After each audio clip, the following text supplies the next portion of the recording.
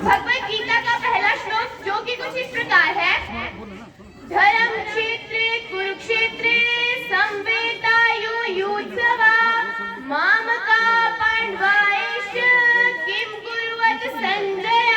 तो इसका मतलब यह है कि जो भगवत गीता का उपदेश है वह केवल अर्जुन के लिए ही नहीं, उन समस्त प्राणियों के लिए है जो बाद में जन्म ले, क्योंकि भगवान श्री कृष्ण हर युग में उपदेश देने के लिए पैदा नहीं हो सकते।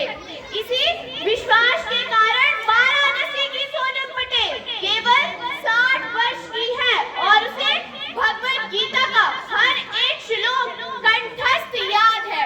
उसे यह श्लोक कंठस्थ याद ही नहीं, उसे यह भी पता है कि कौन सा श्लोक कौन से अध्याय से लिया गया है।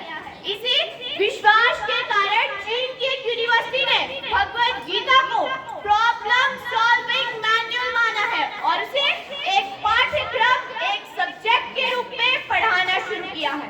मैं कहती हूँ कि कोर्स से भगवत गीता हटाइए और कोर्स में भगवत गीता लाइए।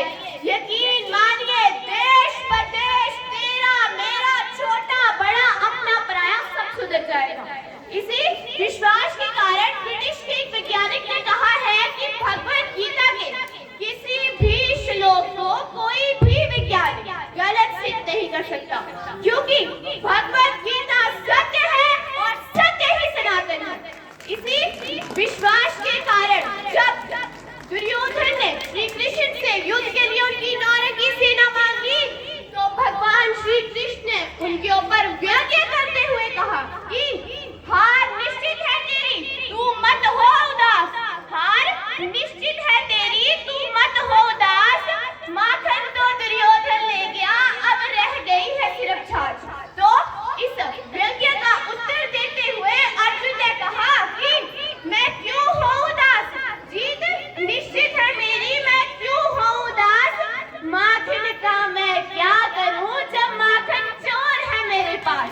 तो इसी कारण जब भगवत गीता में भगवान श्री कृष्ण अर्जुन को भगवत गीता का ज्ञान देते हैं तो वे कहते हैं कि जिस प्राणी का, ध्यान से सुनिएगा, जिस प्राणी का अपनी इंद्रियों पर नियंत्रण नहीं होता उसका विनाश निश्चित है।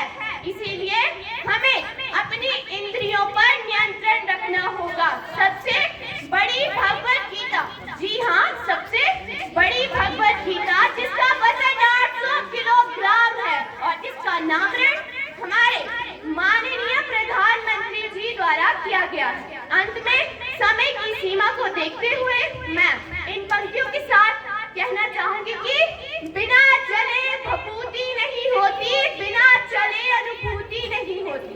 कोई पद चिन्ह बनाता है, कोई पद चिन्ह पर चलता है, जो रचता है इतिहास दुनिया में, अंत में वो ही पूछा जाता है। धन्यवाद।